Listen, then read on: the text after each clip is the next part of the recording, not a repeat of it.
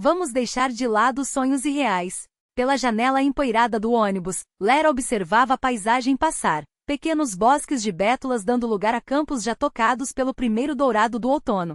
A casa provavelmente seria velha, com o telhado cheio de goteiras, e ela nem sabia segurar um martelo direito.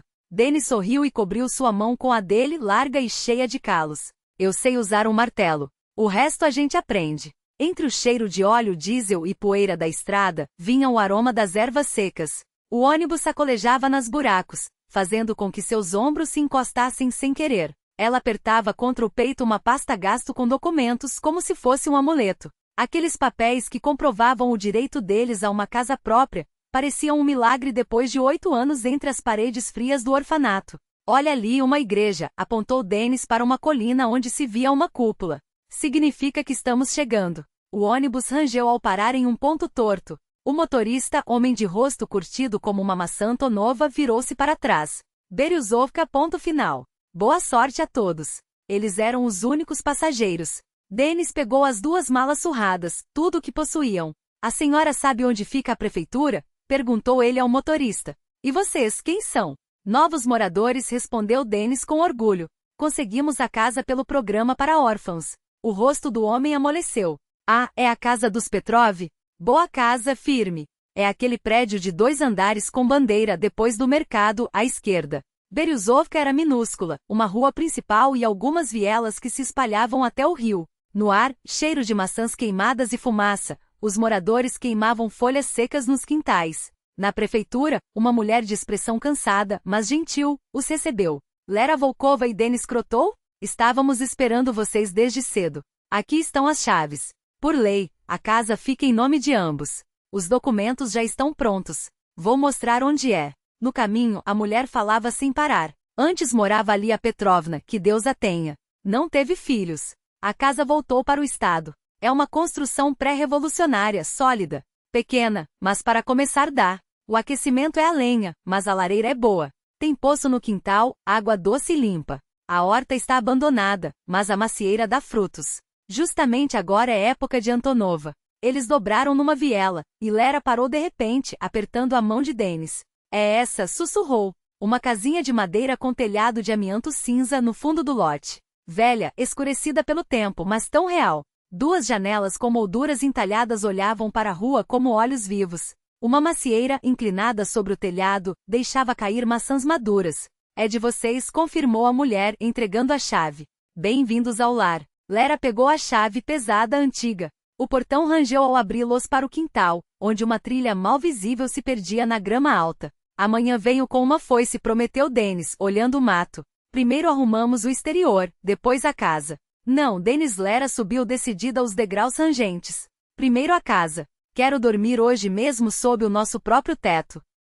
Dentro cheirava poeira, madeira envelhecida e algo quente e indistinto, talvez o calor da lareira impregnado nas paredes, ou as memórias que aquele lugar guardava. 2 quartinhos, uma cozinha com fogão a lenha, um corredor, móveis velhos, uma cama de rede metálica, uma mesa, 2 cadeiras, um cômoda com espelho rachado. Não é grande coisa, Dennis bateu na parede, mas as paredes são firmes, sem mofo. Vamos passar o inverno. Vamos passar o inverno, repetiu Lera rindo. Não é para passar o inverno, é para viver. Ela abriu a janela, deixando entrar ar fresco e luz. Partículas douradas dançaram no ar. Este aqui será nosso quarto. Entrou no cômodo minúsculo com uma única janela. Os papéis de parede desbotados com florzinhas descolavam em alguns pontos, mostrando as tábuas por baixo. Lera puxou uma beirada solta, e um pedaço grande se desprendeu, revelando a madeira escura. Não quero esperar, olhou para Dennis. Vamos começar agora. Até o anoitecer, arrancaram todo o papel de parede do quartinho. Os dedos doíam, fios de papel grudavam nos cabelos, mas Lera sentia uma satisfação estranha. Dennis saiu para rachar lenha, e ela ficou para varrer os restos. Ao passar a mão numa tábua áspera, seus dedos encontraram algo numa fresta entre as madeiras. Um envelope estreito, amarelado pelo tempo, como se tivesse sido escondido de propósito. Dennis, chamou. Ele entrou correndo com o machado na mão. O que foi? Olha. Ela retirou o envelope com cuidado. Uma carta. Alguém a escondeu na parede. Juntos examinaram a descoberta. No envelope sem selo, letras desbotadas diziam, para Katienka. Abre, sussurrou Dennis. Dentro, uma folha de caderno pautado, escrita com letra miúda e um pouco antiga. Nossa querida Katienka, escrevemos de nossa casa em dezembro de 1974. Hoje acendemos a lareira pela primeira vez, todos juntos. Papai carregava a lenha, mamãe fazia sopa, e você dormia no berço. Como somos felizes! Que esta casa guarde nosso amor para quem vier depois. A voz de Lera tremeu nas últimas palavras. Sentiu os braços de Denis a envolvê-la por trás, quentes e seguros. Também será assim conosco, murmurou ele, encostando o rosto em seus cabelos. Teremos a família que sonhamos e nossa própria Katienka. Lera apertou a carta contra o peito. O que será que aconteceu com eles? Com essa família, com a Katienka? Talvez tenha crescido, casado, se mudado. Ou quem sabe ainda mora aqui, em Berezovka. Amanhã perguntamos aos vizinhos. As primeiras semanas na nova casa voaram como um único dia feliz. Acordavam com o sol e trabalhavam até anoitecer, mas a fadiga era doce. Denis consertou as rachaduras do chão, arrumou o telhado, reforçou a cerca. Lera esfregou e lavou a casa até brilhar, costurou cortinas com lençóis velhos, lavou e bateu ao sol o edredom de algodão deixado pela antiga dona. À noite, quando o trabalho acabava, sentavam-se na varanda olhando as estrelas, imensas no céu do campo. Aqui plantaremos pepinos, apontava Lera para a terra revolvida, ali batatas, e bem na frente flores, para enxergar da janela. E quando vamos oficializar nosso casamento? Denis pegou sua mão, beijando as pontas dos dedos. Já está na hora, ou vamos continuar vivendo em pecado. Quando a casa ficar pronta, brincava ela. E quando você vai me dar um anel de verdade, não daquele de papelão que fizemos no orfanato? Como vamos chamar os filhos? Se for menina, Kátia, em homenagem à garotinha da carta. E se for menino? Andrei, decidiu Denis, em homenagem ao tio Andrei, nosso educador. Ele foi o único que acreditou em mim. Combinado? Lera assentiu. Andrei e Kátia. Tarde da noite, quando Denis já dormia, Lera abriu uma caixinha de madeira que ela mesma havia esculpido nas aulas de marcenaria do orfanato. Na tampa interna, queimada a ferro, uma ave de asas abertas. Dentro, seu único tesouro, um anel de casamento fino, herdado de sua mãe, entregue por uma parenta distante quando a levaram para o orfanato. É tudo que restou dela. Guarde bem. Com cuidado, colocou a carta ao lado do anel. 2 tesouros, um do passado, outro de esperança. Que nosso amor também seja eterno, sussurrou, fechando a caixinha.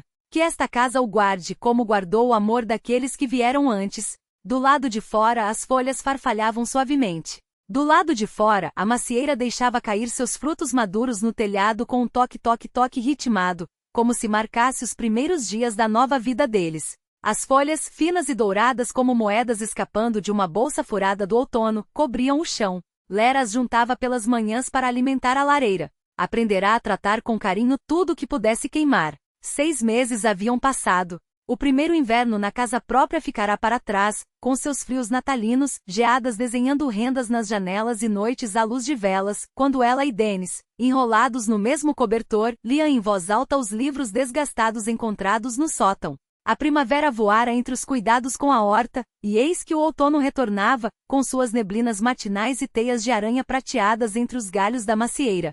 Lera contava o dinheiro espalhado sobre a mesa, notas amassadas e moedas solitárias, o resultado da venda das maçãs no mercado local. Pouco, muito pouco. Para o que isso daria? Guardou tudo em uma lata de chá enferrujada. Pão, cereal, leite. E as contas de luz que cresciam mais rápido do que o dinheiro aparecia. A ajuda destinada a egressos do orfanato derretia entre os dedos como neve ao sol. A porta da frente bateu. Denis entrou com olheiras fundas e o rosto mais magro. Amanhã começo a trabalhar, anunciou, jogando um papel sobre a mesa. Consegui um serviço na construção em Ozers. Lera correu até ele. Conseguiu? Um emprego? Sim, um emprego, respondeu, sem abraçá-la, apenas assentindo enquanto se deixava cair, exausto, na cadeira. Por que essa cara? Isso é bom. É bom, ecoou ele, vazio. Só que tenho que levantar às 5, voltar depois das 8. E todo dia de ônibus, ida e volta. Mas pelo menos haveria dinheiro. Sim, haveria dinheiro. Nas primeiras semanas, Denis ainda encontrava forças para contar histórias da obra. Chegava cansado, mas vivo. Falava do mestre de obras, que media as paredes a olho nu e acertava mais do que qualquer instrumento, do brigadista que chamava todos de rapazes, com um sotaque ucraniano arrastado. Imagina, hoje o Mikhailishik subiu nos andaimes, e eles começaram a balançar. A gente achou que ia cair, mas ele pulou de viga em viga como um macaco e quando desceu, só disse: na juventude eu pulava de paraquedas, os reflexos não se esquecem, ponto. Dennis ria, e Lera ria com ele, embora no fundo do peito uma preocupação surda roesse suas entranhas pela segurança do marido. Mas os dias passavam, e as histórias ficavam cada vez mais curtas, até sumirem por completo. Dennis chegava em silêncio, comia sem levantar os olhos do prato e ligava a televisão não para assistir, mas para não precisar falar. O que há com você? Perguntava Lera, sentando-se ao seu lado no sofá afundado. Nada. Só estou cansado. Podemos conversar? Sobre o quê? Sobre o fato de que não temos dinheiro. Eu já sei disso. Suas mãos, que um ano antes acariciavam seus cabelos com ternura, agora estavam ásperas, cheias de calos e rachaduras como leitos de rios secos. De manhã, Lera o acompanhava até o ponto de ônibus e depois saía à procura de trabalho. Em Berezova havia apenas 3 lojas, um salão de beleza, os correios e uma padaria. Ela bateu em todas as portas. Sem experiência. A dona do salão, de cabelos ruivos demais para serem naturais, a olhou de cima a baixo. Não, querida. Precisamos de uma profissional. Os clientes são exigentes. Mas aprendo rápido. Aqui não é cidade. Não tem serviço para 2. Na mercearia, a resposta foi seca. Para quem você acha que eu vou te contratar? Minha própria filha está desempregada. Nos correios pelo menos foram educados, mas também abanaram a cabeça. O quadro está completo. E só aceitamos com formação específica. Lera arrastava os pés até a parada de ônibus, sentindo o peso do cansaço nas pernas. Foi então que viu pregado no mural de anúncios um papel branco fresco. Precisa-se de costureiras. Experiência não obrigatória. Salário atrativo. Procurar Sviatoslav Valentinovic. Telefone e endereço abaixo. A fábrica ficava em Ozers, mesma cidade para onde Dennis ia trabalhar. Ela anotou os dados no caderno, sentindo uma centelha de esperança acender no peito. À noite esperou por Dennis com uma ansiedade diferente. O bor fumegava, exalando o cheiro de endro e louro. O pão fresco da manhã estava fatiado em pedaços iguais. Tirara até a toalha de mesa xadrez vermelha e branca, guardada para ocasiões especiais. Ele chegou depois das 9, a jaqueta manchada de respingos brancos de cimento, o rosto sulcado por rugas novas realçadas pela poeira. Jogou a mochila no chão. O que aconteceu? Perguntou Lera, notando sua expressão mais sombria que o habitual. Nada. Por quê? Você está diferente. Diferente como? Cansado? Sim, estou cansado. Trabalhei o dia todo, enquanto você... Ele se interrompeu. Enquanto eu o quê? Sua voz tremeu, ferida. Acha que fico só aqui sentada? Procurei trabalho o dia inteiro. E encontrei. Em Ozers estão contratando costureiras sem experiência. Poderíamos ir juntos. Dennis ficou em silêncio, olhando para o lado. Dennis, fale comigo. O que está acontecendo? Nada está acontecendo. Tudo como sempre. Sem dinheiro, sem perspectiva. E o Sasha, da minha turma, já tem apartamento na cidade. Carro porque o pai dele ajudou com grana. Nós temos uma casa. Uma casa? Ele riu, amargo. Uma casinha caindo aos pedaços no meio do nada, sem nem gás. Isso você chama de casa? As palavras doíram mais que uma bofetada. Lera virou-se para o fogão, fingindo verificar o bor. Na verdade, não queria que ele visse as lágrimas que lhe queimavam os olhos. O jantar está na mesa foi tudo o que conseguiu dizer. Ele comeu rápido sem olhá-la, ligou a televisão e fixou o olhar vazio na tela. No dia seguinte, enquanto arrumava a casa, Lera esbarrou sem querer na caixinha de madeira. Ela caiu do armário, a tampa se abriu. O anel de casamento de sua mãe rolou debaixo da cama, e a carta, seu talismã, voou como uma borboleta de papel com asa quebrada, aterrissando no chão. Lera ajoelhou-se para pegá-la e viu, horrorizada, que o papel frágil se rasgara ao meio. 2 metades, unidas apenas por uns fios finos de fibra. Não, não sussurrou, esticando o documento sobre a mesa. As linhas haviam se separado. Querida nossa Katienka. Escrevemos de nossa casa, dezembro de 1974. Hoje acendemos a lareira pela primeira vez, todos juntos. Papai carregava a lenha, mamãe fazia o bor e você dormia no berço na metade. Ela encontrou fita adesiva numa gaveta e colou as partes com cuidado. A cicatriz ficou visível, uma linha prateada dividindo a felicidade daquela família e seus desejos. Que esta casa guarde nosso amor para quem vier depois. À noite, Dennis avisou que chegaria tarde. Vou tomar uma cerveja com os caras depois do trabalho. Lera assentiu, sem forças para discutir. Quando a porta se fechou atrás dele, tirou a carta consertada e a pressionou contra os lábios. Deus, não nos deixe perder o amor, murmurou na escuridão. Lá fora, as folhas da macieira caíam em rodopios. O vento ganhava força, empurrando nuvens rasgadas pelo céu. Uma tempestade se aproximava. Dennis só voltou depois das 11. Cheirava não só a cerveja, mas a um perfume doce feminino. Lera fingiu dormir. Ele ficou um instante sobre ela, suspirou e saiu do quarto. Pelas pálpebras entreabertas, ela viu-o pegar o celular. O rosto, iluminado pela tela azulada, parecia estranho, distante. Um sorriso leve, que não via há semanas, tocou seus lábios enquanto digitava uma mensagem. Algo gelado e cortante mexeu-se dentro de Lera. Ainda não sabia o que era, mas o pressentimento de uma desgraça apertou-lhe o coração. Com quem você está falando? Perguntou ela, sem conseguir se conter. Dennis estremeceu, escondendo o celular às pressas. Você não está dormindo? Respondeu com um tom de falsa surpresa. É com o mestre de obras. Amanhã chega o cimento. Estamos combinando os detalhes. Às 11 da noite? Lera não pôde evitar a ironia. Construção, Lera. Ele se virou, mas não antes que ela notasse o espasmo no canto da boca. Um tique nervoso antigo conhecido. O mesmo que aparecia quando ele mentia para os educadores do orfanato, cobrindo os mais novos. Será que nosso amor se rasga como esta carta? Pensou, observando as sombras das luzes dos carros dançando no teto. Estendeu a mão, tocou o ombro do marido. Ele não se mexeu, fingindo dormir. Ficaram assim, lado a lado, separados por uma parede invisível. E entre eles, como uma fina tira de fita adesiva em uma carta rasgada, ainda resistia a esperança, frágil, incerta, pronta para se romper ao menor movimento. A fábrica a recebeu com o cheiro de poeira e óleo quente das máquinas de costura. O galpão zumbia como uma colmeia revolta. Mulheres de aventais azuis curvadas sobre as agulhas, moviam as mãos com uma velocidade hipnótica, guiando o tecido sob o vai-vem das linhas. Lera foi levada ao escritório do diretor. Sviatoslav Valentinovich estava sentado atrás de uma mesa maciça de mogno, um luxo deslocado naquele ambiente gasto, como brincos de diamante em um vestido remendado. Sente-se, indicou a cadeira com um olhar avaliador, como se ela fosse mercadoria em uma prateleira. Lera Volkova. Estou certo? Confirmou, folheando sua carteira de trabalho, onde só constava um estágio no ateliê do orfanato. Os dedos dele deslizavam sobre o papel como se testassem teclas. No anular, um anel de ouro com uma pedra vermelha refletia a luz. Uma corrente dourada escapava pela gola da camisa, detalhe de quem nunca soube o que era contar trocados para o pão. Órfã, então, concluiu, arrastando a palavra como um doce envenenado. Lera assentiu, odiando aquele termo grudado nela como uma segunda pele.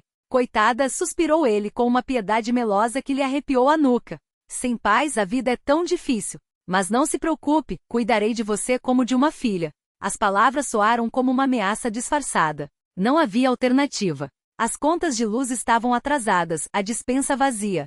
Obrigada, murmurou. Quero muito trabalhar. Ótimo, esfregou as mãos, satisfeito. Começaremos pelo básico. Você não tem experiência, mas tem olhos vivos.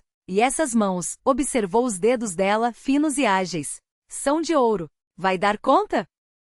Nas primeiras semanas, Lera voltava para casa exausta, mas feliz. Os dedos doíam da costura, as costas ardiam de tanto curvar-se sobre a máquina, mas no bolso carregava um adiantamento pequeno. Porém real Sviatoslav Valentinovich lhe dava tarefa simples, rematar bordas, costurar etiquetas. Aparecia várias vezes ao dia, pairando sobre seu ombro, acariciando o queixo. Muito bem, repetia quando ela terminava um lote. Aprende rápido. Esse é o segredo do sucesso, absorver tudo no voo. As outras costureiras, mulheres de rostos cansados e mãos marcadas pelo tempo, trocavam olhares quando o diretor se aproximava de Lera. Ela captava aqueles vislumes, mas não entendia o significado por trás deles. Na segunda semana, ao chegar à sua bancada, encontrou um buquê de cravos vermelhos embrulhados em celofane. O perfume adocicado parecia estranho ali, entre o cheiro de tecido e graxa. Quem trouxe? Perguntou a vizinha Nina, de rosto redondo, que organizava os moldes. Ele respondeu à mulher, com um aceno discreto na direção do escritório do diretor. Por quê? Insistiu Lera. Nina apenas deu de ombros, virando-se, mas não antes que Lera visse seus lábios se contorcerem. Era um sorriso ou compaixão? Pouco antes do fim do expediente, Sviatoslav Valentinovich entrou no galpão, radiante como um samovar polido. Então, gostou da surpresa? Obrigada, mas não era necessário. Lera sentiu o desconforto crescer. Modesta piscou para ela. Fique depois do horário hoje. Quero conversar sobre seu futuro. Preciso pegar o ônibus, murmurou. Bobagem, a sonrisa se alargou, revelando uma coroa dourada. Eu mesmo a levo. Moras na Beriozoka, não é? Naquela noite Lera mentiu para Denis pela primeira vez. Disse que havia se atrasado por causa de um lote defeituoso, mas, na verdade, passou 1 hora no escritório de Sviatoslav Valentinovich, ouvindo discorrer sobre as dificuldades de uma pequena empresa e sobre as perspectivas brilhantes que ela teria, se soubesse ser uma jogadora de equipe. Entenda, dizia ele, servindo chá em um copo de cristal com porta-copo de prata. Sozinha, você não é ninguém. Comigo? Pode ir longe. Na terceira semana, as coisas tomaram um rumo ainda mais inquietante. Dentro da gaveta de sua mesa, Lera encontrou uma caixa forrada de veludo azul. Dentro, um frasco de perfume francês, elegante e caro. O que é isso? Perguntou a faxineira que passava. Ah, a mulher suspirou. Um presentinho do seu benfeitor. Mas tome cuidado, menina. Ele não dá nada de graça. Depois do almoço, Sviatoslav Valentinovich a chamou. Então, experimentou? Perguntou, fechando a porta do escritório. Experimentei o quê? Lera sentiu o rosto queimar. Os perfumes, claro. Franceses. Sabe quanto custam? 2 vezes o seu salário. Não posso aceitar, balbuciou. O rosto dele mudou em um instante, como se uma máscara tivesse escorregado, revelando algo predatório sob a fachada amável. E por quê? A voz saíra cortante. Muito caro. Inconveniente.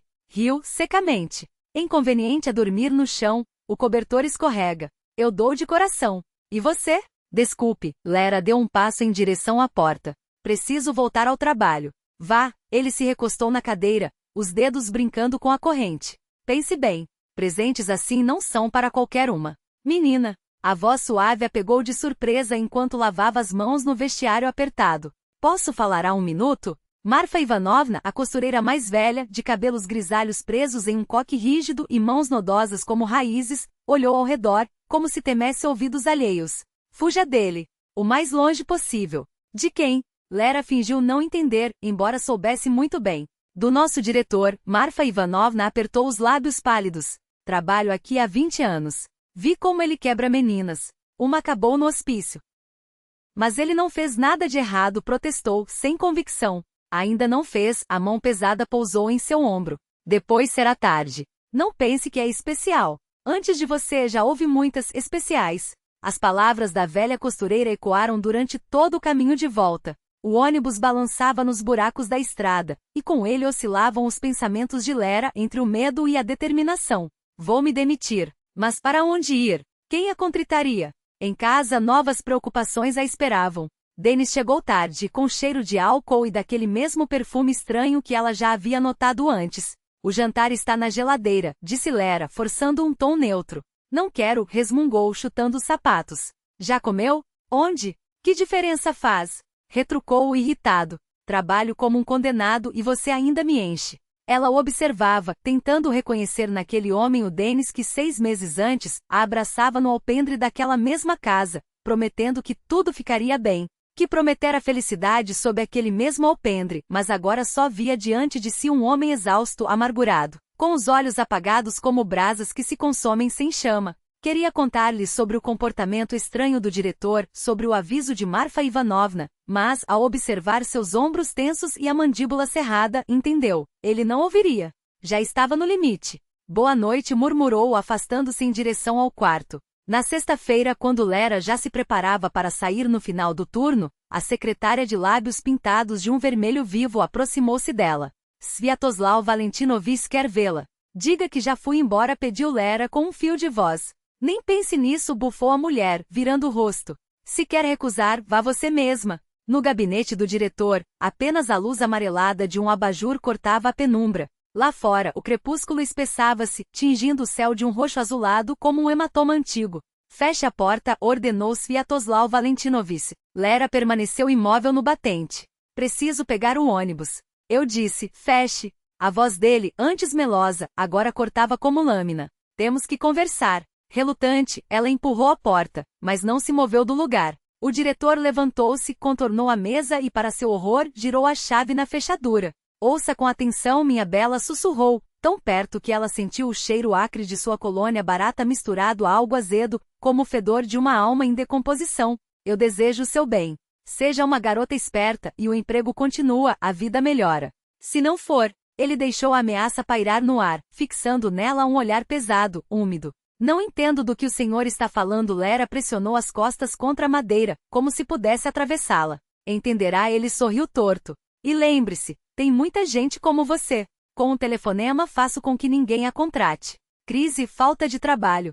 Sua mão ergueu-se, como se fosse tocar-lhe o rosto. Ela virou a cabeça, sentindo o estômago revirar-se em um nó duro de nojo e medo. Meu marido está me esperando, conseguiu dizer. Marido? O diretor soltou uma risada gutural, abafada. Aquele que trabalha até se esgotar? Há meses ele corre atrás de saias por aí. A cidade inteira sabe. As palavras bateram nela como um tapa. Como ele sabe de Aritió? E o que significa a cidade inteira sabe? Me solte, sua voz tremeu, mas ela forçou-se a sustentar aquele olhar. Você é teimosa. Gosto disso, ele não recuou. Adoro quando resistem. Depois, quando se quebram, é ainda mais doce. Nesse momento, batidas secas e imperiosas ecoaram na porta. Sviatoslav Valentinovich estremeceu, deu um passo para trás. Quem é? Abram. Sei que Lera está aí. A voz de Marfa Ivanovna cortou o ar do corredor. Seu marido a procura, menina, disse a velha, sem sequer olhar para o diretor. Vem, eu a acompanho. Lera escapou para o corredor, as pernas trêmulas. Obrigada, sussurrou quando se afastaram do gabinete. Não há de quê. Também fui jovem, conheço a dentada desses lobos. Marfa Ivanovna suspirou. Só que seu marido não está aqui. Menti para tirá-la de lá. Na portaria, a velha segurou a mão de Lera com dedos secos e firmes. Não volte mais, menina. Arrume outro trabalho. Aqui só a ruína. Lera sentiu em silêncio, a garganta apertada. Só agora começava a compreender o abismo de que a havia salvado aquela mulher de mãos calejadas e olhos bondosos. E as contas? Finalmente conseguiu perguntar. Dinheiro a gente arranja. A alma não. Marfa Ivanovna fez o sinal da cruz sobre ela. Vá com Deus. Você dá um jeito. Lera caminhava devagar até o ponto de ônibus, as palavras do diretor sobre Aritió martelando-lhe a mente como um saca-rolhas. Será que todos sabem? Será que só ela, cega e tola, ainda acredita que há um futuro com Denis? O céu noturno pesava chumbo derretido prometendo chuva, como naquele dia em que chegaram a Beriozoka. Mas agora ela não era mais a recém-chegada cheia de sonhos, e sim uma página arrancada, perdida entre um passado que não voltaria e um futuro que talvez nem existisse. Outubro pintara o mundo em tons de cansaço. A chuva fininha caía através das trevas, transformando a estrada em um lamaçal instável. Lera seguia para casa, os ombros encurvados, como se quisesse encolher-se, tornar-se invisível a um mundo que uma e outra vez golpeava suas partes mais frágeis. Os dias na fábrica arrastavam-se como uma condenação. Depois do incidente da porta trancada, Sviatoslav Valentinovich mudará de tática. Agora mantinha distância, falava apenas o necessário, mas seu olhar pesado, úmido, perseguia-a por todos os cantos. Naquela tarde, ao lhe passar uns papéis, seus dedos roçaram os dela, e o contato despertou uma onda de náusea que ela engoliu a seco. Demitir-se ainda não era uma opção. As economias mal davam para as contas do mês. Aguento até o fim do mês, repetia para si mesma, como um mantra. A cancela rangeu ao abrir-se para Lera. No quintal, a macieira deixava cair suas últimas folhas sobre a terra encharcada. A casa recebeu com janelas escuras. Denis, claro, não estava. Ultimamente chegava cada vez mais tarde, suas desculpas mais absurdas, o cheiro de outros perfumes mais forte. Ela já colocava a chave na fechadura quando ouviu um leve bater a cancela. Virou-se. Um velho curvado apoiava-se em um bordão nodoso, a água da chuva escorrendo por seus cabelos brancos. O boné surrado, encharcado, combinava com o casaco puído, outrora talvez elegante, agora desbotado e deformado. Quem é? Lera aproximou-se. Desculpe incomodar, moça, sua voz tremia, se de frio ou de nervoso. Me perdi. A cidade fica longe e esta chuva. Não teria um canto para me abrigar até amanhecer? Sou quieto, não bebo, não fumo. Ela observou seu rosto magro, sulcado por rugas profundas, mas surpreendentemente limpo. Os olhos, azul desbotado como um céu de seca, fitavam-na com uma esperança tão frágil que lhe doía o peito. Dinheiro está curto, pensou. Mais uma boca para alimentar era um luxo que não podia ter, mas havia algo aquele velho, talvez a maneira como se mantinha ereto apesar da bengala, ou o modo como olhava, não como um mendigo, mas como um homem que mesmo esfarrapado não perderá a dignidade que a impedia de fechá-lo fora. Entre. Lera abriu mais a cancela. Sexe, aqueça-se. O velho subiu com dificuldade os degraus do alpendre, arrastando levemente a perna esquerda. Na entrada, hesitou, como se envergonhado de invadir aquele espaço. Tire o casaco. Ela ajudou a despir a roupa molhada e os sapatos gastos. Vou fazer chá. Ele assentiu grato, e com cuidado, removeu os sapatos esburacados. Seus meias, estranhamente, estavam secas. Como se chama? Perguntou Lera, colocando a chaleira no fogo. Serafim. Ele sorriu, e seu rosto transformou-se. As rugas suavizaram-se, como se a memória de um homem mais jovem ressurgisse por um instante. Peço desculpas pelo incômodo. Ia para a casa da minha filha na cidade, mas desci no ponto errado. Depois veio a chuva, as pernas não obedecem. Mas amanhã chego lá. Ela lhe entregou uma camisa velha e uma calça de Denis. A roupa ficou frouxa em seu corpo mirrado, mas ele, ao vesti-la, parecia satisfeito, como se recebesse um presente real. Sentados à mesa da cozinha, tomavam chá. Lera cortou o pão, serviu os restos da batata do dia anterior. Não é muito, mas mata a fome. Isso já é um banquete, minha cara, agradeceu Serafim, comendo devagar, como se saboreasse cada migalha. Serafim segurou a caneca com as duas mãos, como se temesse derramar o precioso calor que ela guardava. Há muito não bebia um chá assim. É só um chá comum, sorriu Lera. Não diga isso. Ele balançou a cabeça. Não está nos grãos, mas na água e nas mãos que o preparam. Minha falecida esposa costumava dizer, o chá deve ser feito com carinho, até o saquinho mais simples vira bebida real se for preparado com coração. De repente calou-se, como se surpreso por suas próprias palavras. Franziu a testa, então tirou do bolso interno do paletó um envelope amassado e o alisou com cuidado sobre a mesa. Lera não pôde evitar, seus olhos se fixaram no papel amarelecido, gasto nas dobraduras, estranhamente familiar. Parecia idêntico àquele que ela e Denis haviam encontrado na parede. Não conseguia ler o texto, mas notou que a carta era endereçada a alguém cujo nome começava com I. É uma carta importante? Perguntou, curiosa. Serafim olhou para o envelope como se o visse pela primeira vez. Não me lembro. Acho que sim. Só não sei mais o que. Passou os dedos pela testa como se tentasse acordar uma memória adormecida. Suspirou e guardou a carta de volta com delicadeza. Nesse momento, a porta da frente se escancarou com estrondo. Denis apareceu no batente, ensopado, os olhos vermelhos de bebida. Lera, onde você está? Gritou, arrancando a jaqueta. Ao ver o velho à mesa da cozinha, congelou. Seu olhar saltou de Serafim para Lera e voltou, desconfiado. E esse aí? Abriu um abrigo para mendigos, é? A voz saía mais alta que o normal, arrastada pelo álcool. Lera sentiu o rosto queimar, não de vergonha, mas de raiva pelo modo como Denis encolheu o velho em seu próprio assento. Denis, ele só se perdeu, explicou, forçando a calma. Vai passar a noite e vai embora. Trabalho em 2 empregos para nos sustentar, e você traz qualquer um para casa? Ele cambaleou, agarrando-se ao batente. A gente mal tem o que comer. Chega. O tom de Lera cortou o ar, firme. Você está bêbado. Vá dormir. Não me dê ordens. Socou a parede. A louça no armário tremeu. Essa casa é minha tanto quanto sua. Lera nunca o vira tão cruel, tão estranho. Onde estava o menino que a defendia no orfanato? Onde estava o jovem que prometera felicidade na varanda dessa mesma casa? Serafim levantou-se devagar. Não briguem por minha causa.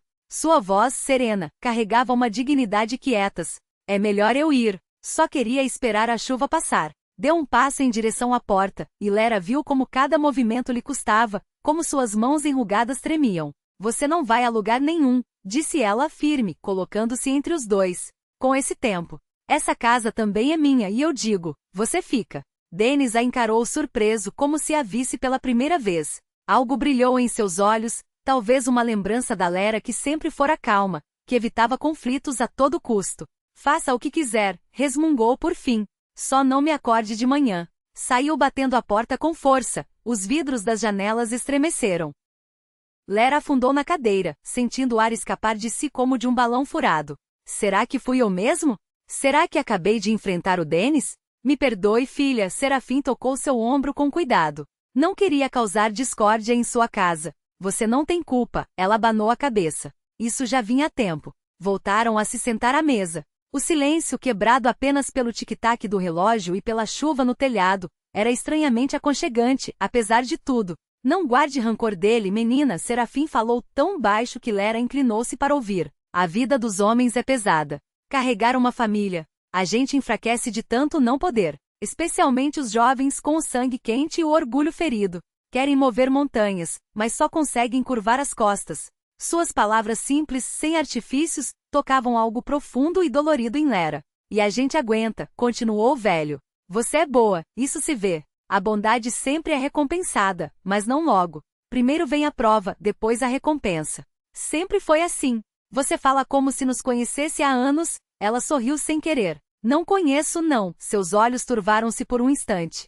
Mas a velhice enxerga longe quando se trata da dor dos outros. A própria a gente não vê, a dos outros está na palma da mão. Ficaram ali por muito tempo falando de tudo e de nada. Serafim contava fragmentos de sua vida, mas se confundia nas datas. Ora falava de uma guerra que não poderia ter vivido pela idade, ora descrevia eventos recentes com uma precisão que sugeria ter estado lá. Por fim, Lera arrumou o sofá da sala para ele, cobriu-o com um cobertor quente e desejou boa noite. Deitada em sua cama, ouvia a respiração pesada de Dennis virado para a parede na beirada do colchão, e o ronco suave do velho no outro cômodo. Pela primeira vez em meses não se sentia sozinha. Havia alguém ali que não lhe pedia nada, não a acusava, não lhe lembrava das falhas ou da falta de dinheiro. Apenas estava presente, como um parente de sangue que a aceitava como era. Estranho, pensou Lera. Um velho desconhecido, um transeunte perdido, e no entanto parecia que o conhecia há uma vida. Do outro lado da parede, a respiração ritmada de Serafim a embalava, como uma canção de ninar que nunca ouvirá, mas que de algum modo lembrava. A chuva batia no telhado, mas aquele som, antes melancólico, agora soava como uma promessa. Aguente mais um pouco, parecia dizer o mundo. A noite mais escura é a que precede a aurora. Ela finalmente adormeceu e sonhou com uma macieira em flor junto à casa, não a árvore outonal e despida, mas coberta de pétalas brancas como na primavera. Debaixo dela, Serafim sentava-se jovem, sem uma ruga sequer, e lia em voz alta aquela mesma carta encontrada na parede. Agora Lera entendia cada palavra, e elas ressoavam em seu peito como uma felicidade dolorosa, escrita só para ela.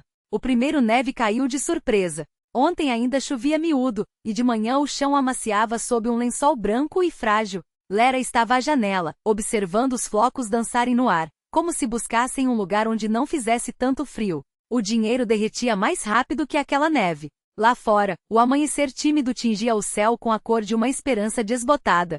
Ela fazia a lista de compras, riscando o supérfluo, deixando apenas o essencial. Cada corte doía como uma faca.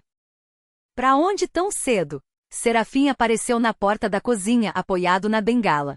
Em uma semana ali, o velho parecia rejuvenescido, as faces rosadas, o olhar mais claro. Só de vez em quando o assaltavam lapsos estranhos, quando, no meio de uma frase, parava e perguntava: onde estou mesmo? Vou à cidade comprar mantimentos. Lera sorriu, apertando o cinto do casaco gasto. O Dennis deixou um pouco de dinheiro ontem.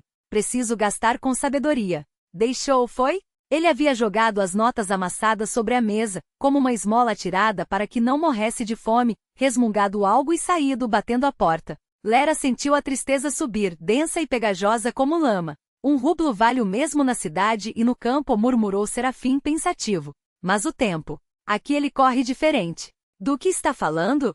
Ela não entendeu. Ah, nada, ele acenou com a mão. Tagarelice de velho. Só tome cuidado por lá. Meu coração está inquieto hoje. O ônibus coberto por uma fina camada de neve aproximou-se com um chiado de freios. O ônibus chegou com atraso. Lera encostou-se no canto do banco traseiro, apertando a bolsa contra o peito como se fosse um escudo. Ao lado, acomodou-se uma mulher robusta com uma cesta onde 2 pintinhos, cobertos por um pano de saco, se mexiam inquietos. Levo pro mercado, explicou a mulher, embora Lera não tivesse perguntado. Preciso do dinheiro como ar. Meu marido adoeceu, não tenho como comprar remédio. E o seu, onde trabalha? Perguntou a mulher, já ajustando a cesta no colo. Na construção, respondeu Lera, quase sem pensar. Bom trabalho, aprovou a mulher, balançando a cabeça. Trabalho de homem. Só que tá difícil agora. As obras param uma atrás da outra. Crise. O filho dela também era pedreiro, mas agora fazia bicos no Magnite, um supermercado. Diz que é humilhação. Mas o que fazer? Não tem para onde correr. Lera sentia, sem ouvir de verdade. Pelas janelas, os campos nus, salpicados de neve como farinha, deslizavam em velocidade de sonho. Depois a cidade surgiu. Prédios cinzentos iguais, empilhados como caixas esquecidas. No mercado, ela escolheu com cuidado os grãos mais baratos, os macarrões de marca desconhecida, as verduras murchas em promoção. O dinheiro mal deu para um saco magro de compras. Faltava 1 hora para o ônibus e Lera decidiu andar, mais para não congelar na parada do que por vontade. Passou pelo terminal rodoviário, os olhos baixos para não escorregar no gelo. Foi então que um pressentimento, um sopro de vento, fez com que levantasse a cabeça. O coração deu um salto, como se tropeçasse em uma rachadura do chão.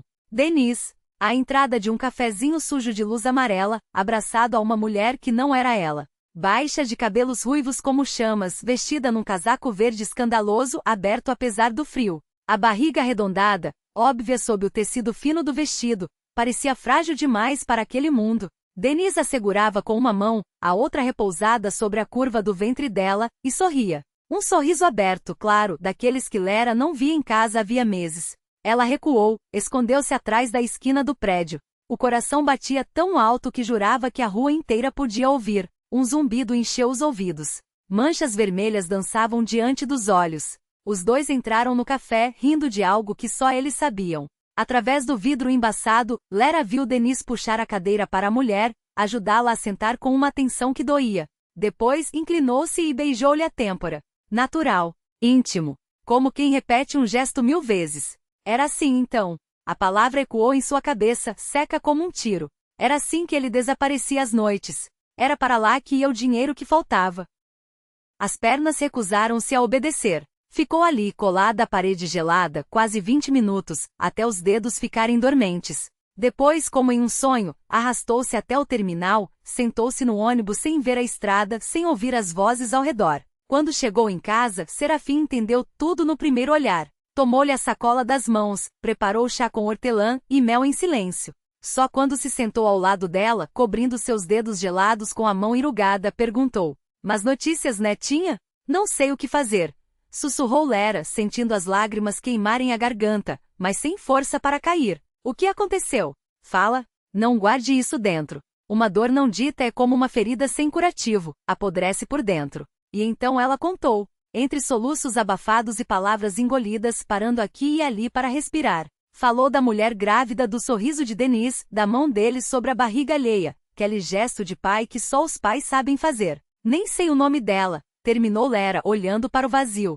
Serafim ficou calado por muito tempo, acariciando-lhe a mão. Depois, baixinho: "Melhor saber a verdade do que viver na mentira. Dói mais, mas é mais honesto. Agora você decide com os olhos abertos, não às cegas." "Decidir o quê?" perguntou ela, a voz quebrada. "Como seguir em frente?" O velho não respondeu. Naquela noite, Lera não fechou os olhos. Ficou deitada, fitando o teto, onde a luz da lua desenhava sombras que pareciam vitrais. Como na igreja, pensou, lembrando-se da excursão escolar ao templo abandonado, as crianças de cabeça erguida, os vitrais coloridos, o sol transformando o pó em ouro. "Deve ser lindo aqui quando o sol entra", havia pensado naquela época. Pela manhã, pálida, mas firme, foi para a fábrica. "Mais um dia", repetia para si mesma. "Mais um salário. Depois eu decido." Sviatoslav Valentinovich a recebeu com um olhar estranho, quase predatório, como se farejasse o cheiro de sangue fresco. "Você está pálida hoje", comentou, aproximando-se demais. "Problemas em casa?" Lera calou-se, mergulhada no trabalho. Os dedos guiavam o tecido sob a agulha da máquina, mas a mente estava longe. "Já te falei, homem novo não presta", continuou o diretor, pousando a mão pesada em seu ombro. "Melhor um homem maduro." Ela estremeceu, sacudindo o peso daqueles dedos. A máquina engasgou, costurando torto. Sviatoslav sorriu, amargo. "Orgulhosa, hein?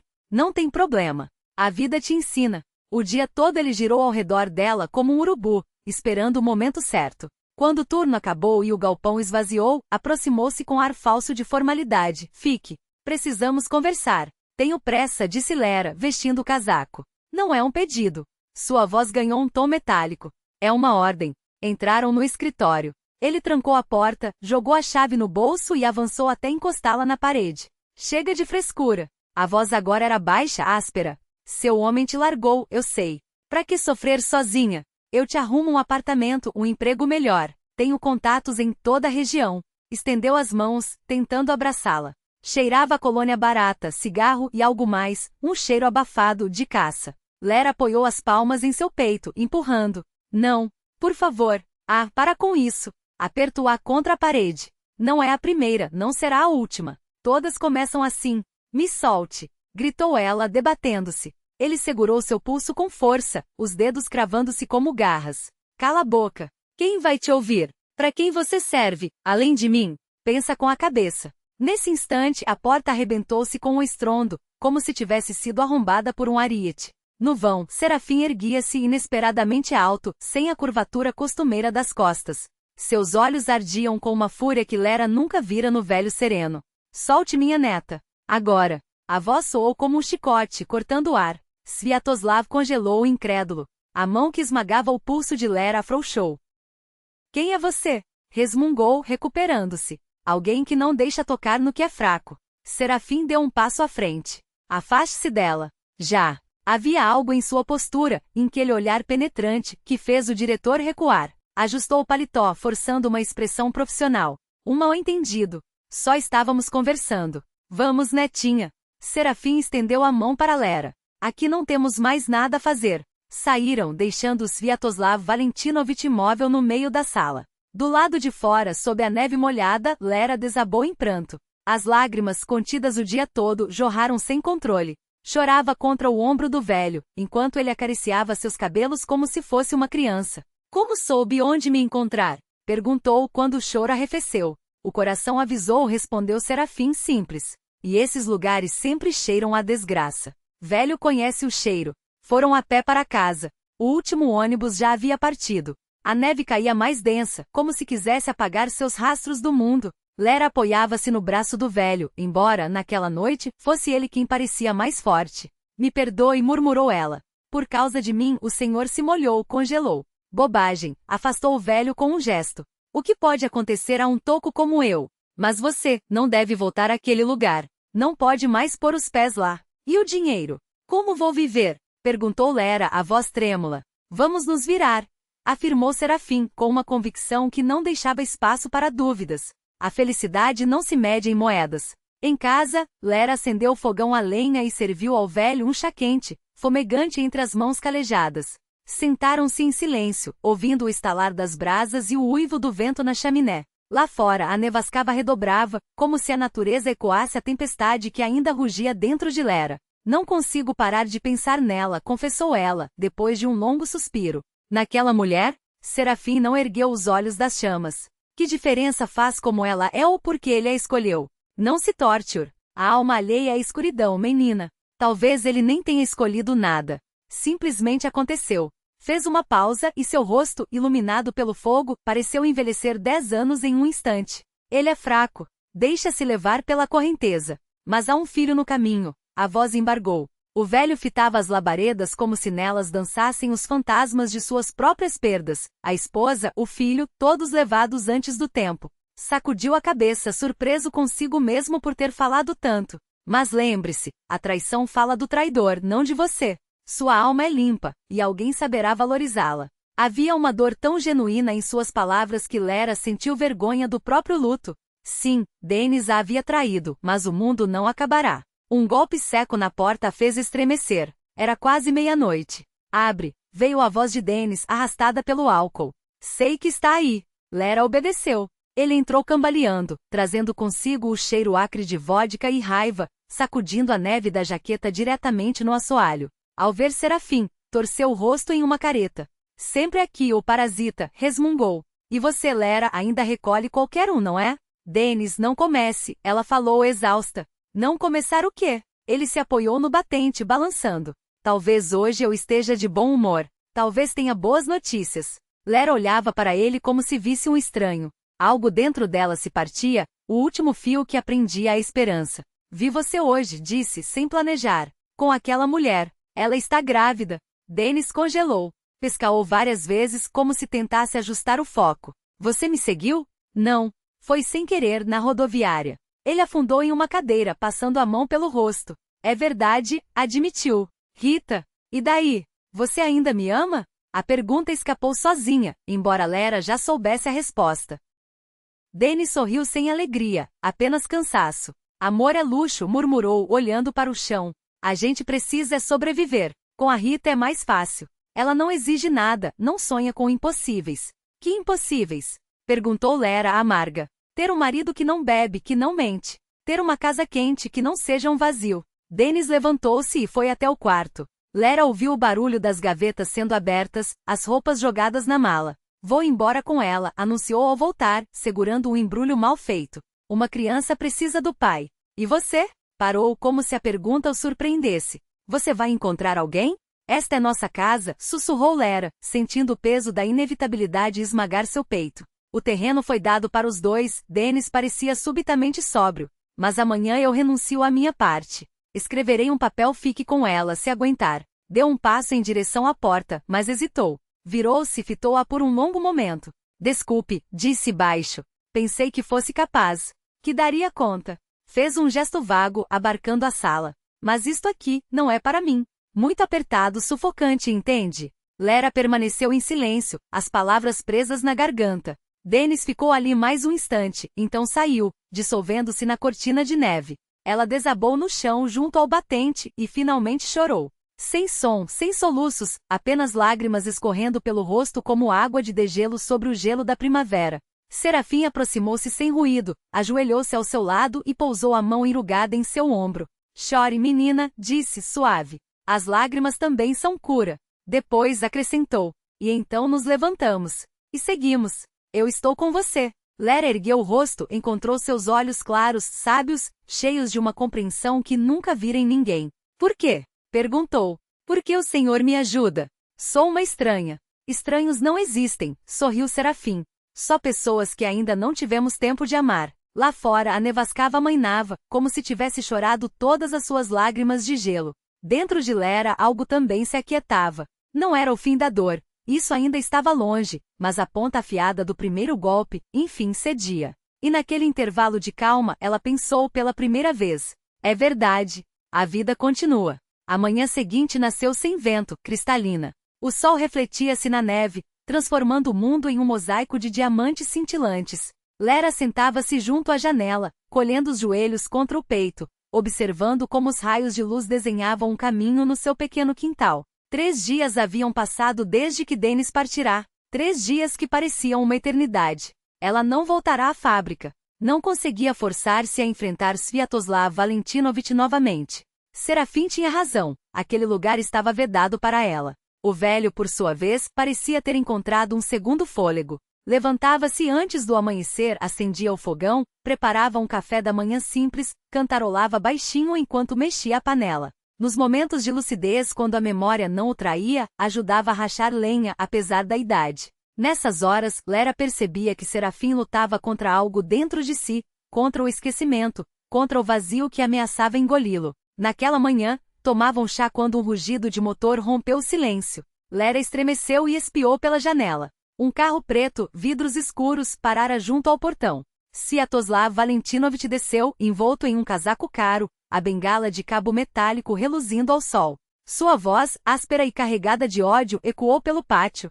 Saia! Acha que se esconde? Não há onde fugir de mim. Lera empalideceu, recuando da janela. Não tenha medo, Serafim pousou a mão em seu ombro. Esse homem se alimenta do seu medo. Não lhe dê esse banquete. A batida na porta foi tão violenta que parecia querer arrebentá-la.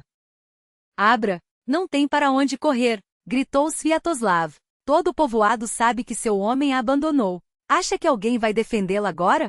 Lera tremia a cada pancada, mas Serafim mantinha uma calma inquietante. Afastou-a com gentileza e dirigiu-se à porta. O que o senhor está fazendo? Ela sussurrou aterrorizada. O que deve ser feito, respondeu o velho, com uma certeza ancestral na voz. Quando abriu a porta, Sviatoslav Valentinovich já erguera o punho para bater. Ao ver Serafim, seu rosto contorceu-se em um sorriso cruel.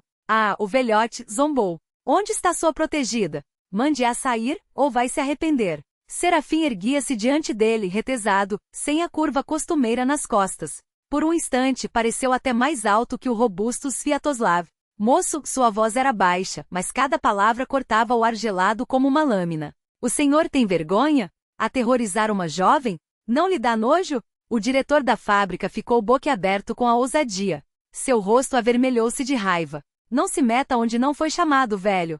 Cuspiu. Quero falar com ela sobre negócios. Oferecer-lhe trabalho. Conheço seu tipo de trabalho, Serafim balançou a cabeça. Meu dever é proteger os fracos. Se não sair agora, chamarei a milícia. A milícia? Sviatoslav soltou uma risada estrondosa. Quem é você, um vagabundo que vive de esmolas? Eles é que vão levá-lo para conversar. Algo naqueles olhos do velho, firme, inabalável, como uma pedra milenar polida pelas águas de um rio, fez Sviatoslav engolir as palavras. A arrogância em seu rosto vacilou por um instante. Acha que esse velhote vai te proteger, menina? Gritou, espiando por cima do ombro de Serafim em direção à casa. Vou fazer sua vida virar um inferno. Vai rastejar de joelhos implorando por misericórdia. Saia daqui. Serafim deu um passo à frente, e Sviatoslav, sem querer, recuou. Seu corpo reagiu antes que a mente pudesse ordenar. Saia, repetiu o velho, com uma calma que gelava o ar, e não volte. Não é bem-vindo aqui. Por alguns segundos os dois permaneceram imóveis, medindo forças apenas com o olhar. Um homem quebrado pela ambição e um velho que carregava nos ombros o peso de algo muito maior que ele mesmo. Então, com um gesto de desdém, Sviatoslav cuspiu no degrau de madeira. Vão se arrepender, rosnou, mas a convicção já não soava em sua voz. Os dois. Virou-se bruscamente, tropeçou na trilha gelada e quase caiu. O desequilíbrio, mais do que o gelo, foi o golpe final em sua compostura. Xingando baixinho, arrastou-se de volta ao carro. O motor rugiu, os pneus giraram no cascalho, e uma nuvem de fumaça preta engoliu o portão. Só então Serafim fechou a porta e apoiou-se no batente como se, de repente, todas as suas forças tivessem sido sugadas pelo vento. Seu rosto estava pálido. Gotas de suor brilhavam na testa apesar do frio. Vovô, Lera correu até ele, alarmada. Está se sentindo mal? Não é nada, murmurou ele, esboçando um sorriso cansado. Só, como se tivesse gasto mais energia do que deveria. Vou sentar um pouco, passa logo. Ela o ajudou a chegar até a poltrona junto ao fogão, cobriu-o com um cobertor puído. Ao ver suas feições afundadas, uma pontada de culpa a atravessou. Quantas noites ele havia passado ali em silêncio? Quantas refeições ela lhe servirá sem nunca perguntar quem ele era de verdade? De onde viera? Por que estava sozinho? Obrigada, disse Lera, ajoelhando-se diante dele.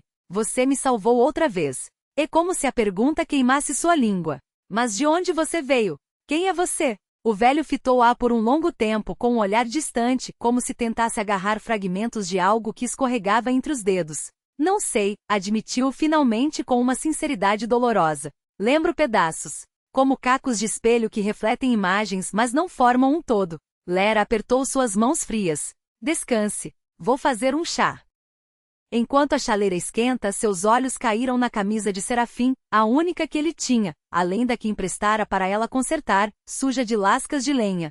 Precisa lavar, pensou. Quando o velho adormeceu na poltrona, com a respiração lenta, ela retirou cuidadosamente seu paletó e o pendurou para secar perto do fogão. Por hábito, um gesto automatizado desde os tempos do orfanato, revisou os bolsos antes de lavar. E congelou. No bolso interno, seus dedos tocaram algo duro. Um objeto de couro gastos, uma carteira. Hesitou. Não é certo fuçar nas coisas dos outros. Mas e se ali estivesse uma pista? Uma resposta para o enigma daquele homem que aparecerá em sua vida como um fantasma? Abriu a carteira. Dentro, documentos amarelados pelo tempo. Um passaporte em nome de Serafim Arkadyevich Vereshchagin, um crachá desbotado de um teatro, datado dos anos 1990, um programinha do espetáculo Três Irmãs, de 1995. Lera percorreu as linhas com os olhos até deparar com o nome da diretora, Elisaveta Vereshchagina. Vereshchagina. Igual ao dele. Volveu ao passaporte. A foto era antiga, mas reconheceu imediatamente o rosto de Serafim, mais jovem, sem rugas, com um olhar claro e a barba bem aparada. Data de nascimento, 1945. 80 anos, calculou surpresa. Ela pensara que ele tivesse no máximo 68. Na página seguinte, a anotação sobre estado civil, casado. E abaixo, o registro de uma filha, Elisaveta, 1970. Meu Deus, pensou Lera com o coração apertado. Ele tem família. Uma filha. E anda perdido sem se lembrar de nada. Guardou os documentos de volta na carteira, mas ficou com o programinha. No verso, um telefone do teatro. Serafim ainda dormia. Ela saiu para o quintal, onde o sinal do celular era melhor. As mãos tremiam ao discar.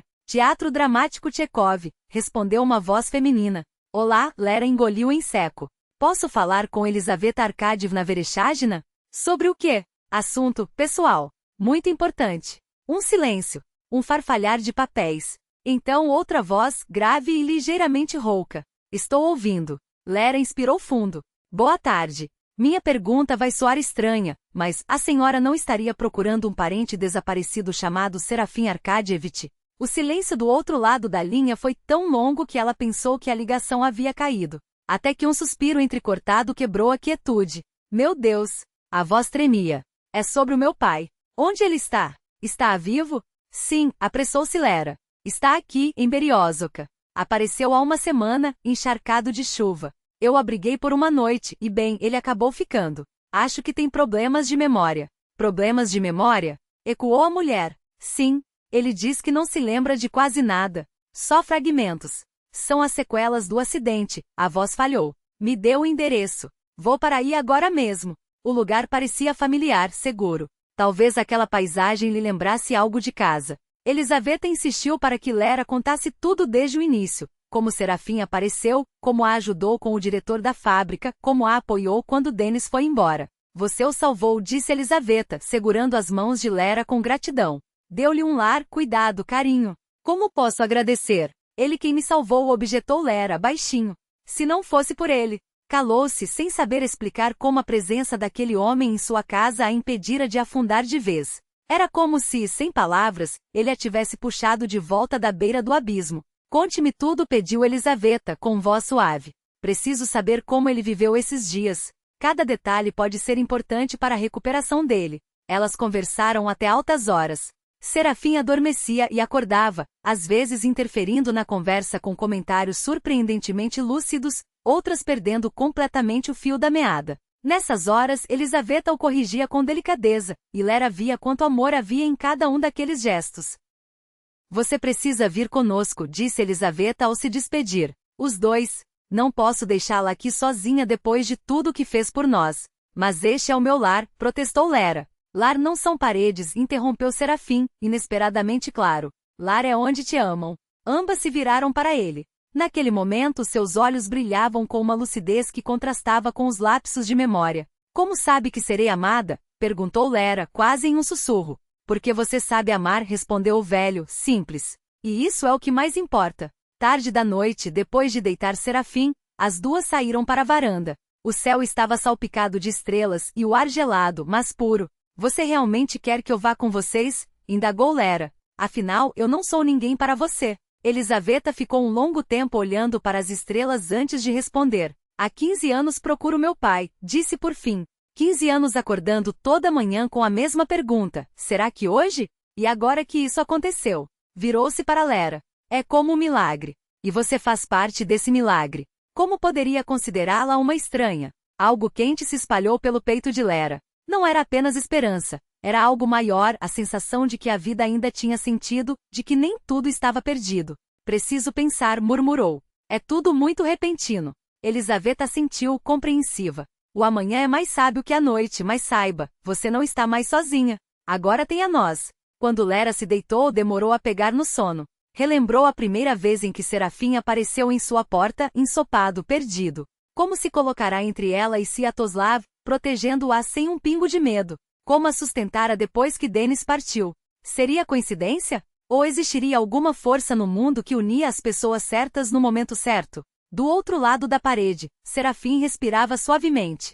Na sala ao lado, Elisaveta dormia. Lera sentia a presença deles como o calor de uma fogueira invisível e pela primeira vez em muito tempo, adormeceu sem temer o dia seguinte. A neve parou. No lugar da tempestade, veio o silêncio, aquele silêncio especial do inverno, como se o mundo contivesse a respiração, à espera de algo importante. Lera acordou com uma estranha sensação de paz que não experimentava havia tempos. Um raio de sol filtrava-se pela renda da cortina, desenhando padrões caprichosos na parede. Tomaram chá juntos, Lera, Elisaveta e Serafim. O velho parecia revigorado, os olhos brilhantes. Até fez uma brincadeira ao derramar um pouco de chá. Como dizem as crianças, a saúde, corrigiu Elisaveta sorrindo, enquanto enxugava a mancha com um guardanapo. Ela chegará numa lada velha que agora aguardava no pátio, coberta por uma fina camada de neve. Lera observava os dois, pai e filha reunidos após 15 anos, e sentia uma alegria dolorida. Serafim partiria, e a casa voltaria a ser um vazio. Tem uma proposta, disse Elisaveta, colocando a xícara sobre a mesa. Mude-se para a cidade. Precisamos de uma costureira no teatro. Você sabe costurar. Havia um apartamento pequeno, mas aconchegante, perto do teatro, reservado para atores visitantes. Agora está vago. Lera levantou os olhos, incrédula. Não posso aceitar assim. Não é esmola, cortou Elisaveta, firme. É trabalho. Trabalho de verdade. Nossa costureira está se aposentando, e preciso de alguém bom. E quanto a você, pai? Olhou para Serafim, que examinava as folhas de chá no fundo da xícara. Ele está acostumado com você. Talvez você topasse ficar com ele de vez em quando. Pagaria, claro. Não preciso de babá, declarou Serafim, de repente lúcido. Sou velho, mas não incapaz. Naquele instante, ele parecia incrivelmente presente, como se a névoa em sua mente tivesse se dissipado, revelando uma essência sábia, forjada pelo tempo. Lerocha tomou a mão dela com dedos enrugados. O bem é como um rio, deve seguir seu curso. Você me deu um lar quando eu estava perdido. Agora aceite ajuda não por si mesma, mas para poder ajudar outros depois. Suas palavras atingiram algo profundo em Lera, despertando uma parte dela que há muito enterrava, a capacidade de acreditar que ainda havia bondade no mundo. Vou pensar, disse, baixinho. Quando Elisaveta e Serafim partiram, prometendo voltar em 2 dias, Lera ficou sozinha na casa que de repente lhe pareceu estranha e fria. Andava de um cômodo ao outro, tocando objetos que antes pareciam tão importantes. As cortinas bordadas por suas próprias mãos, o tapetinho caseiro ao lado da cama, a caixa de madeira com seus poucos tesouros. Abriu a caixa. O anel da mãe brilhava opaco, e ao lado estava a carta, aquela mesma com os votos de felicidade de uma família desconhecida aos seus futuros herdeiros. Lera releu as linhas remendadas com fita adesiva, passando os dedos pelas letras desbotadas. Que esta casa guarde nosso amor para todos que vierem depois de nós. Amor. Ela chegará ali com amor, com sonhos de família, de filhos, de felicidade. Onde tudo der errado. Quando aprenderá a desconfiar? Denis. Sua traição não destruirá apenas o relacionamento, mas algo dentro dela, a confiança no mundo, a crença de que a felicidade era possível. Lembrou-se de como olhara no dia em que chegaram, alto, forte, seguro, junto ao portão. Será que aquilo acontecerá havia menos de um ano? Agora, aquelas memórias pareciam fragmentos de uma vida alheia. Deitou-se na cama, apertando a carta contra o peito e chorou não de dor, não de tristeza, mas de uma vaga sensação de que a vida fazia mais uma curva, e era preciso decidir para onde seguir. Elisaveta e Serafim retornaram, como prometido 2 dias depois. Dessa vez trouxeram um médico, não o mesmo da última visita, mas uma mulher de meia-idade, com olhos gentis e movimentos seguros. Meu pai poderá viajar? Perguntou Elisaveta após o exame. Precisa de algum cuidado especial? Seu estado é estável, respondeu a médica. Em um ambiente familiar com os devidos cuidados, ele se sentirá bem. A memória pode retornar aos poucos, em fragmentos. Não espere melhoras instantâneas, mas também não perca a esperança. Esperança. A palavra ecoou nos ouvidos de Lera como um sino distante. Aproximou-se de Elisaveta depois que a médica foi embora. Sabe o que mais me marcou naquela carta? Disse, mostrando a mensagem encontrada. Não foi o que estava escrito, mas... O que mais a tocou não foi a felicidade descrita naquelas linhas, mas o desejo de compartilhá-la com estranhos. Os antigos donos não sabiam quem viveria ali depois deles, mas queriam que aqueles desconhecidos fossem felizes. Elisaveta relê as palavras amareladas com atenção. Que coincidência incrível, sussurra. Ou será que não é coincidência? Seus olhos buscam algo além do rosto de Lera, como se tentassem enxergar fios invisíveis entrelaçando destinos. Às vezes acho que nada acontece por acaso. Seu pai ter chegado até você, talvez seja uma mensagem, como essa carta, só que escrita pela própria vida. Lera olha pela janela para a macieira no quintal, seus galhos nos estendidos para o céu como braços em prece. Demora antes de responder, mas quando faz, a voz sai firme. Vou com vocês. Vou tentar. Se não der certo, sempre dá para voltar. Os preparativos foram rápidos, algumas roupas, livros, os instrumentos de costura, o anel da mãe. Tudo coube em uma mala e uma caixa de papelão. Antes de sair, percorre o casa mais uma vez, despedindo-se de cada canto, de cada tábua do assoalho que já esfregara com tanto carinho. Na sala demora-se mais. Foi ali, entre as frestas da parede, que encontrou aquela carta. Ali começou sua história com aquela casa, história que durou menos do que sonhara. Sobre a mesa deixa um envelope com uma cópia da carta de 1970 e um bilhete próprio. Esta casa guarda amor. Não percam a esperança. Ao lado, a chave da porta. No alpendre, Elisaveta e Serafim a aguardam. O velho estende a mão. Vamos, filha. Uma nova estrada nos espera. e ela caminha sem olhar para trás, sentindo o peso no peito aliviar a cada passo. Na cidade, o tempo corria diferente, mais rápido, mais denso. Lera trabalhou como figurinista no teatro, aprendendo aos poucos os segredos da profissão. Seu pequeno apartamento perto do teatro não era apenas um abrigo temporário, mas o primeiro lar só seu, sem o estigma de órfã, sem dívidas com o Estado. Serafim dividia os dias entre a ampla casa de Elisaveta, de tetos altos e molduras ornamentadas, e as visitas diárias a Lera para tomar chá, como dizia. Tomavam um chá indiano forte com mel, enquanto ele compartilhava fragmentos de memória que voltavam. O teatro onde trabalhou como cenógrafo, Ana, cuja imagem ganhava contornos mais nítidos em sua mente, e Sashenka, o filho levado por aquele acidente cruel. Sabe, confessou certa vez, todos esses anos eu os procurei. Não me lembrava de mim, mas minha alma lembrava. Como se o coração guardasse o que a cabeça esqueceu. 6 meses depois, Lera criava os figurinos para Cinderela, sua primeira grande produção solo. Noites em claro costurando, bordando, inventando detalhes que transformavam tecido comum em magia. Elisaveta aparecia na oficina e observava seu trabalho, admirada. Você tem um dom, repetia. Talentos assim são raros. Pouco a pouco, a relação entre elas deixou de ser apenas profissional. Tornaram-se cúmplices, duas mulheres que reconheceram uma a outra algo familiar. Elisaveta ocupou na vida de Lera um lugar que ela nunca tivera. Irmã mais velha, mentora, amiga. Serafim também mudava. Os períodos de lucidez ficavam mais longos, os lapsos de memória mais raros. Ajuda Lera com os esboços dos figurinos, e sua mão, apesar da idade, traça linhas seguras, criando formas cheias de vida e movimento. Um dia, enquanto ela costurava o vestido da princesa para Cinderela, ele sorri e comenta: essa história não é tão distante da verdade. Às vezes precisamos perder algo para ganhar muito mais. Às vezes é preciso passar pela dor para merecer a felicidade. Lera olha para ele, surpresa. Nessas horas, esquecia sua idade e sua doença. Via apenas um homem sábio, que viverá uma existência longa e intensa. 1 ano depois de sua mudança, chegou ao teatro um novo ator, Artem, quieto, sério, com olhos atentos e um sorriso inesperado que parecia iluminá-lo por dentro. Foi escalado para o príncipe de Cinderela. E coube a Lera tirar suas medidas. É estranho, ele murmura enquanto ela ajusta alfinetes na manga de sua camisa. Tenho a sensação de que já nos conhecemos. Duvido, Lera sorri. Eu me lembraria. Ou será que não foi nesta vida? Ele diz isso com tal seriedade que ela demora a perceber se é brincadeira. Começam falando de figurinos, do espetáculo, depois do teatro, da literatura, da vida. Artem a convida para um chá em um cafezinho próximo. Ela aceita por educação, como justifica a si mesma. Mas a conversa se estende até anoitecer, e quando saem, as luzes dos postes já brilham e as primeiras estrelas despontam no céu.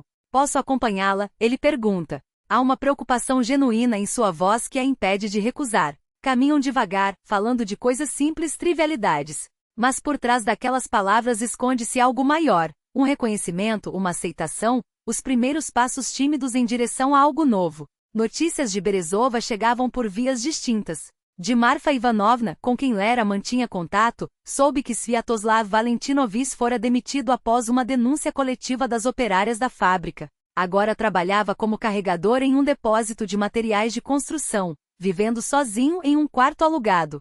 Poder, dinheiro, respeito, tudo escorrera entre seus dedos como água. Da ex-vizinha, tia Clava, veio uma carta contando sobre Denis e Rita. Casaram-se logo após o nascimento da filha, viviam com dificuldades, entre brigas por dinheiro e a saúde frágil da criança. Denis bebia cada vez mais, trabalhava cada vez menos. Às vezes ele olha para sua casa, Lerocha, escrevia tia Clava, com um olhar como se desse tudo para voltar. Lera não sentiu triunfo ao ler aquelas palavras. Apenas uma tristeza quietinha e uma estranha paz, como se aquela parte de sua vida tivesse ficado para trás, transformada em uma lembrança que já não podia mais ferir. Certo dia soube pela mesma tia Clava que um novo casal se mudaria para sua antiga casa, Maxim e Svetlana, também órfãos, que acabavam de receber o imóvel pelo mesmo programa. Jovens, boa gente, descrevia a vizinha. Só muito pobres como vocês eram. No mesmo dia, Lera pediu emprestado o carro de Elisaveta e foi a Berezova. Levou agasalhos, comida, um pouco de dinheiro, tudo que pôde separar de seu ainda modesto salário. A casa recebeu como uma velha amiga, os mesmos lambrequins esculpidos, a mesma macieira no quintal. Só que agora havia malas surradas junto ao alpendre, iguais às que ela e Denis trouxeram anos antes. O casal a encara com desconfiança quando se aproxima do portão. Quem é você? Pergunta o rapaz, alto, desengonçado, com um olhar teimoso sob a franja. Sou a antiga dona Lera sorri. Vim parabenizar pelo novo lar. Entrega-lhes os presentes, mostra como acender a lareira sem que fumê, onde a água do poço é mais doce, qual pedaço de terra dá as melhores batatas. Não desanimem se for difícil, diz ao se despedir. O importante é se apoiarem. Juntos, superam qualquer coisa. Antes de ir embora, deixa-lhes o envelope com a cópia da carta de 1970. Para a casa de vocês, murmura. Para a felicidade de vocês. A estreia de Cinderela estava marcada para a véspera de Ano Novo. O teatro brilhava sob as luzes da noite de Réveillon. O público vestido em trajes festivos enchia a plateia com um murmúrio animado de expectativa. Lera, escondida nas coxias, observava seus figurinos ganharem vida. As saias de tule balançavam ao ritmo dos passos, os bordados cintilavam sob os refletores, e cada detalhe, desde o brilho dos sapatos de cristal até o tom prateado do vestido da fada madrinha, parecia respirar magia. Era como se, depois de meses de costuras agulhadas e noites em claro, aquelas peças de tecido finalmente contassem a história que ela havia imaginado para elas. Na primeira fila, lado a lado, sentavam-se Serafim e Elisaveta. O pai, com as mãos levemente trêmulas apoiadas na bengala, e a filha, que de vez em quando lançava-lhe olhares furtivos, como se ainda não acreditasse que aquele reencontro fosse real. Entre eles, um espaço vazio não por acaso, mas como um convite silencioso para que o tempo preenchesse o que a distância havia roubado. Artyom, já caracterizado como príncipe, repetia baixinho suas falas enquanto ajustava a coroa. Ao avistar Lera, aproximou-se e segurou sua mão com uma firmeza que transmitia mais do que palavras. Você criou um milagre, sussurrou, os olhos brilhando com uma admiração que ia além dos figurinos. Nunca vi nada tão vivo. O espetáculo foi um triunfo. A plateia riu, suspirou e no clímax da transformação de Cinderela, até as crianças mais inquietas se calaram, hipnotizadas pela magia do palco. Quando a cortina caiu pela última vez e os atores saíram para a reverência, o público se levantou em uma ovação que parecia não ter fim. Lera, ao lado de Artyom, sentia o coração bater tão forte que temeu que todos ouvissem. Era como se cada palma fosse um obrigada não só pelo trabalho, mas por algo maior, pela crença de que as histórias e as pessoas podiam sim ter finais felizes. Depois da peça, os quatro se reuniram em um pequeno restaurante próximo ao teatro, onde uma mesa junto à janela os esperava. Do lado de fora, a neve caía em flocos lentos, iluminados pela luz amarela dos postes, criando um cenário de contos de fada. Serafim levantou seu copo de água, a única coisa que bebia desde que havia se recuperado, e com a voz ainda rouca de emoção, fez um brinde. Pelos que não desistem, disse, olhando para cada um deles. Pelos que acreditam na bondade mesmo quando o mundo parece esquecê-la. Pela família que a gente escolhe. Os copos se tocaram, e o som cristalino ecoou como uma promessa. Lera, ao beber, cruzou o olhar com o de Artyom. Nele havia algo que não precisava de palavras, uma promessa de futuro, um calor que aquecia mais do que o vinho ou o café servido na mesa. Era como se, naquela noite, todas as peças soltas de suas vidas tivessem encontrado finalmente seu lugar. Mais tarde, já em casa, Lera abriu seu diário e deixou a caneta deslizar sobre o papel. Hoje completam 2 anos desde que encontrei aquela carta. Na época achava que felicidade era sinônimo de permanência, que as coisas boas só existiam se nada mudasse. Agora sei que a felicidade está justamente no oposto, na coragem de se transformar, de abrir mão do conhecido em nome do amor. Família não são apenas aqueles que nos deram a vida. Família são os que escolhemos para dividir o caminho, os que nos segurarão a mão quando a estrada ficar escura. Ela fechou o diário e se aproximou da janela. A cidade dormia sob um manto branco, silenciosa e serena. Em algum lugar, a 2 quarteirões dali, Serafim talvez sonhasse com a esposa que havia perdido, revivendo em pensamentos os risos que o tempo não apagara. Na casa ao lado, uma luz ainda acesa denunciava Artyom, provavelmente repassando as falas do espetáculo do dia seguinte. E longe dali, em Berezovka, a casinha de janelas esculpidas abrigava novos moradores que talvez, naquele exato momento, lessem as palavras deixadas por estranhos em uma carta de décadas atrás, sem saber que estavam tecendo, sem querer, uma ponte entre passados e futuros. Lera encostou a palma da mão no vidro gelado. O calor de seus dedos derreteu um pequeno círculo no desenho que o gelo havia criado, como se por um instante, o inverno cedesse espaço para a primavera. Será que estamos todos conectados? Pensou. por fios invisíveis de gentileza, esticados de coração em coração, atravessando anos e distâncias, unindo quem nem sabe que precisa ser unido. Lá fora a neve continuava a cair, suave, cobrindo tudo como um lençol que escondia as cicatrizes do mundo. Era uma promessa, que sob aquela brancura, o que estava quebrado poderia se recompor, que com a chegada da primavera a vida renasceria limpa, cheia de possibilidades ainda não imaginadas. E em algum lugar, no âmago aquela noite de inverno, pulsava uma esperança teimosa. Uma esperança de que o amanhã seria melhor que ontem, de que ninguém ficaria sozinho para sempre, de que o amor, afinal, era mais forte que o esquecimento, mais forte até que a morte. Lera sorriu e afastou-se da janela. Amanhã seria um novo dia, com suas preocupações e suas alegrias, seus desafios e suas pequenas vitórias. Amanhã a história continuaria, e que essa história fosse feliz. Que aquele lar que ela agora carregava dentro de si, feito de memórias, de escolhas e de mãos dadas, fosse um refúgio para todos que cruzassem seu caminho. Porque no fundo, era disso que se tratava, de construir, tijolo por tijolo, um lugar onde o amor pudesse morar. E naquela noite, pela primeira vez em muito tempo, Lera sentiu que estava exatamente onde deveria estar.